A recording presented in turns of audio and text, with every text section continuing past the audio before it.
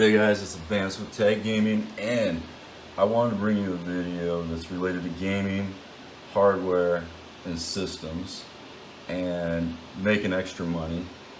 And it is obviously to do with Bitcoin mining or mining for Bitcoin. And I want to show you guys something. This is my system. It's a high-end gaming system.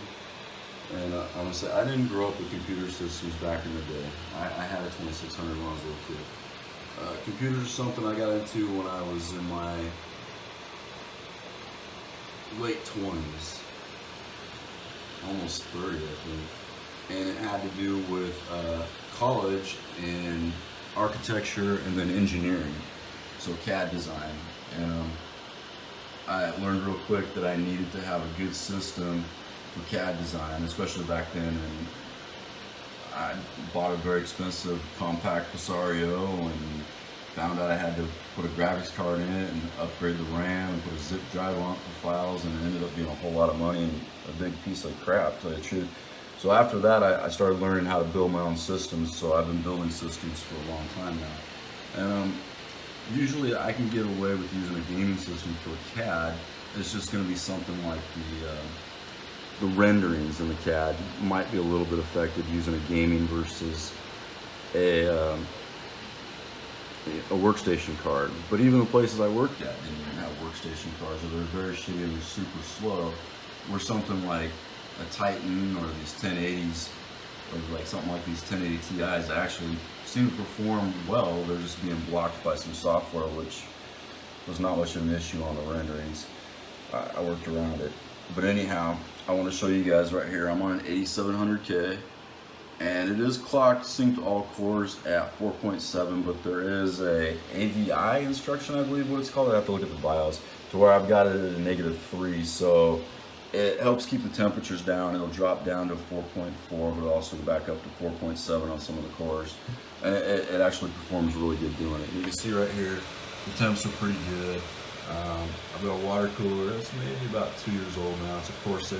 It's 280, and I used it on the 7700K, and I just revamped it over here. And what I wanted to get to though is, if you've got a gaming rig, it doesn't even really necessarily be a high-end gaming rig, and you're not doing any mining with it, it's something you might want to consider doing, because you got to look at those graphics cards. Both got like 3-year warranties on them, right? And I don't like to be pounding them too hard, so I've found a way to actually probably, besides pull the side panel, I mean, look at this. I'm at $25 a day with just two 1080 Ti's. I've seen people with 8 cards that were 1080 Ti's with 3 1200 watt power supplies on videos that were no more than a day old, that were only getting $32. What you mine is super important. You do need to take a look at what you're mining when you go mine, and make sure that you're getting the best out of what you're mining.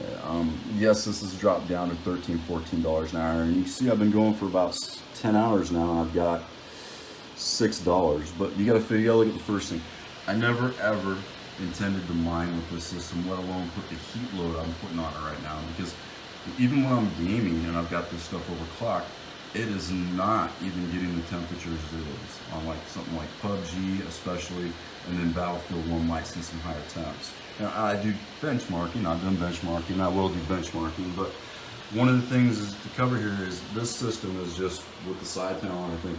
2 cards is beautiful in the system. I mean, 1 card looks like it's naked, and I know 2 cards is pretty much all you want to do in SLI. And that's probably all I ever would do, but it's starting to go away as is, and it's sad to see that these guys aren't supporting it better. And I did originally get the 2 cards because I had a 240 hertz monitor, and it was doing pretty good on Battlefield 1, but didn't matter on PUBG. And it was the Asus, I think PQ or something like that, or PG25Q, I can't remember exactly, but it had the light at the bottom. And it was 25 or 24.5 inches.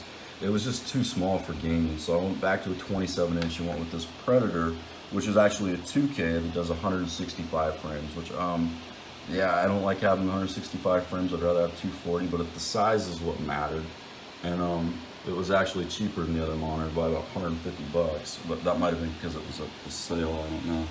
But what I wanted to get to, you have a gaming system, you're not using it for anything, you want to make some extra money.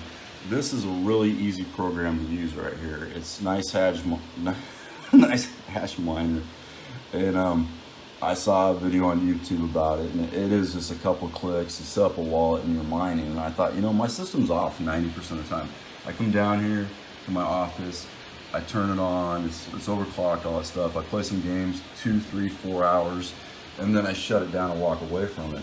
And then I might, through the day, I might come down here and turn it on and do some stuff online or something like that for a little bit. Maybe let it idle a little bit through the day, which there's no temps on it at idle hardly at all. And then shut it down. So I figured, well, I'm gonna sell those cards when the next cards come out. They got warranty, and if I can keep the temps pretty bearable, then maybe not too bad. But if you stick your hand in there, it is pretty hot. And so I want to try it out. So this is my first go. Like I said, I got about 10 hours mining in here. And sorry you guys are on the iPhone right now. It's just the quickest way for me to get the video going.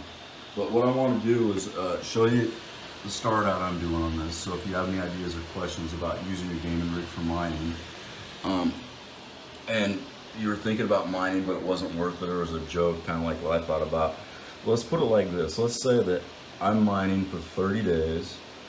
I'm only getting, let's say, 10 bucks a day. We'll just take out all the other crap, $13, $20 an hour, and that. We'll just say 10. That's 300 bucks a month. So, you know, you figure over a year, that's pretty decent. You know, it's probably easily over 3 grand, even if it drops down to a couple $100 a month, or if it goes up. And on top of that, I'm mining for Bitcoin. So if I keep the Bitcoin, it doesn't crash and it keeps going up, then that's probably going to be worth a lot more. I mean, I got a friend. He invested 100 Bitcoin, and I think right now it's worth 3 grand or something. He was saying, I don't know. He did an investment on some Bitcoin, and it wasn't that much he spent, and it's up to 3 grand. So he might have had it for a while, but it's kind of worth it if you look at the overall system, just sitting there and not using it in gaming, and you don't want to pound it. But what I did is that because the top card gets about 20 Celsius hotter, especially on the GPU, partly because the giant bridge right there and the other card is so close to it, which there's no way around. If I just want to, you know, I'm not going to set up some mining rig with risers and all kinds of crap. I just want to mine what I got sitting here. Maybe taking the side panel off is not a big deal. So what I did is I went in here and I'm using EVGA's Precision XOC, and things are going to be a little bit slow because I'm mining right now. And it is set up to when I do stuff, it's supposed to go to idle, but it doesn't. But what I did is I normally have both cards synced, and I've got them overclocked to run at about 2,000 megahertz each, and I never see temperatures that high at all. And I know both cards. The top card is my best performing card. It'll do 2050, 2063, and overclock about 750 megahertz on the memory. The bottom card, maybe about 600 on the memory or 500 on the memory. Well, maybe up 750, I don't know. I didn't push it at the time. But the problem is the GPU on that one's not quite as strong, and it'll only do about 2025, 2038. So what I pretty much do is just bump the voltage on the cards and run with the higher fan profile, and I get over 2,000 megahertz solid. And breaking that 2,000 megahertz just kind of makes me happy. But with the mining, it's a whole different deal. So what I came in here to do is I actually broke the link so that they're not synced anymore, and adjusted the top card versus the bottom card, right? Just common sense stuff. And you can see this card right here, wow, is actually the top card. You can see I actually dropped down the power temp on it, or target temp on it, and I don't have any voltage on it, and I don't think you'd want any voltage extra on anyways while you're mining, but that's another story. And I'm keeping it within green on the LEDs, so under 84 Celsius. If it goes over 84 Celsius, then it's gonna hit red and it'll start throttling pretty good. Right now, it's actually doing pretty good, and I think that overclock's higher than a stock 1080 Ti or Founders Edition, whatever fancy they want to call the damn thing, blower style card. But and then on the second card, I don't know why, but the memory clock was running about 500 megahertz slower on it, just even synced. Not on gaming, not anything else, just mining, because I know they're separate when we kind of mine, but I had them synced. And you can see right here, because the other card's got a little more space and some of the fans aren't obstructed, it obviously runs cooler and there's no heat coming off it like the top card. So I basically bumped that card up on the memory and go ahead and keep the power, temp, and target up, and you can see that it's doing just fine. It's staying cooler. So that was something I did right there to adjust, and I just saved that profile on, I think, profile 3. My overclock profile for benching is 2, and then 1's default system, what I was talking about. And you can see right here, I mean, it's gotten up to about 20. 10's about the lowest I've seen it on average, but the one thing is, wow, the Bitcoin does fluctuate, and I haven't seen anything drop that low yet when I've been coming in here. So it's been as high as $25, I think, and as low on an average steady of somewhere around probably about $13, $12, high 13, low $13. So these are some lower ones I've seen. But one of the things when you're mining that's critical is you want to take a look at what you're mining, because we're going to stop it right now. You go in here to the program, and I'm not mining my CPU. I'm probably going to keep it a lot longer. It does have an AOI water cooler on it, but I heard it's not really worth it to mine it. The GPU's more so. So you can take a look right here to see what I'm mining, and I know these are different by GH and HS and MH, but I look for the ones that are going to be in the higher range, obviously, and I select those. And some of these have gone up, and some of them have fluctuated quite a bit. And then I mine those. And this one here, I don't know, I was seeing, I might put it back on, because I was seeing a more consistent higher number with that one on.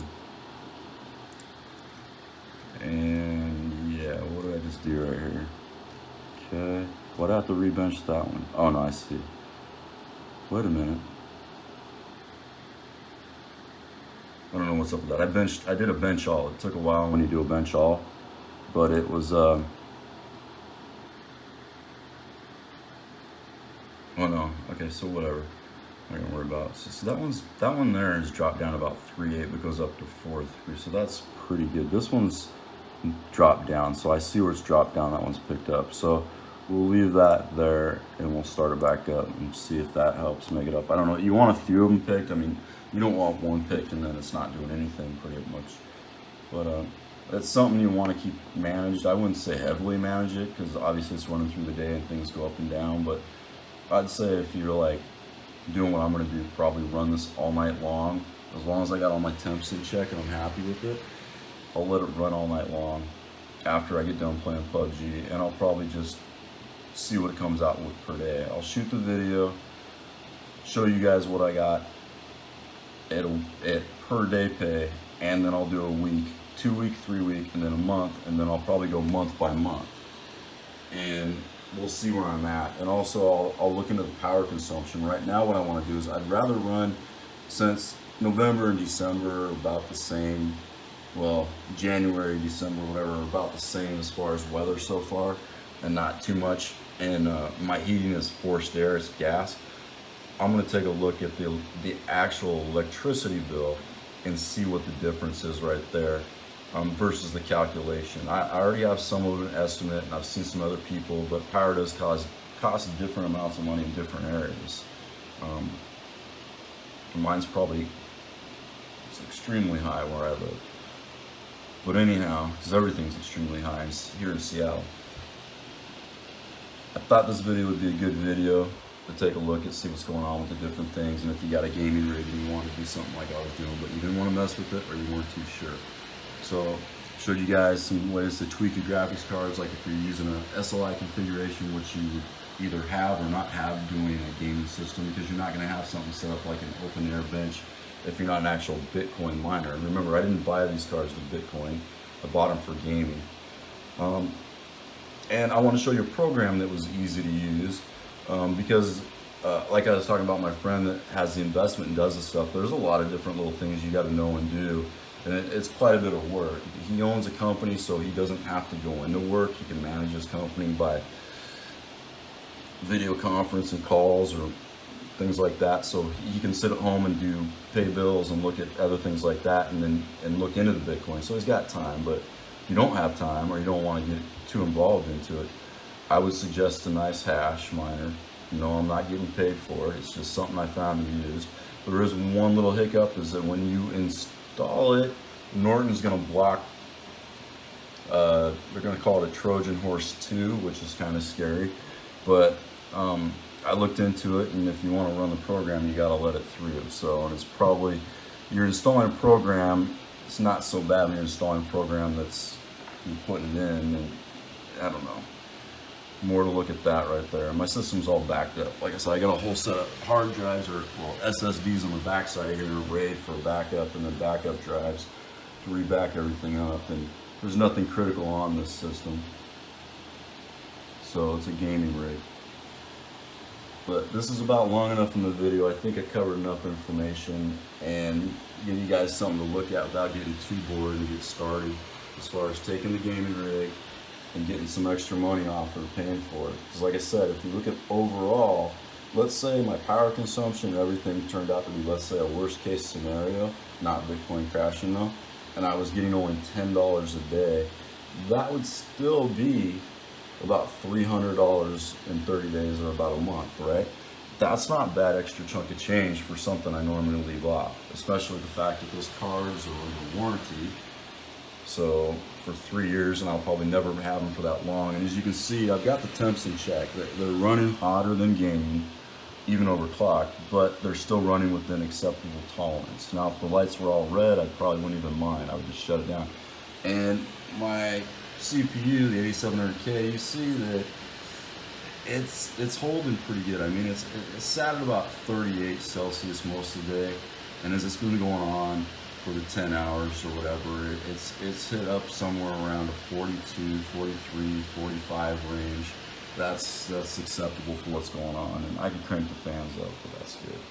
All right, guys, this has been Advanced with Tag Gaming. Hopefully, if you had any ideas or thoughts about gaming and using your gaming rig for mining, here you go. And like I said, I'll put a few other videos as I'm progressing through it, so if you're curious to see what you could do, you'll know the information. Just remember, power is different everywhere, so I wouldn't worry about it.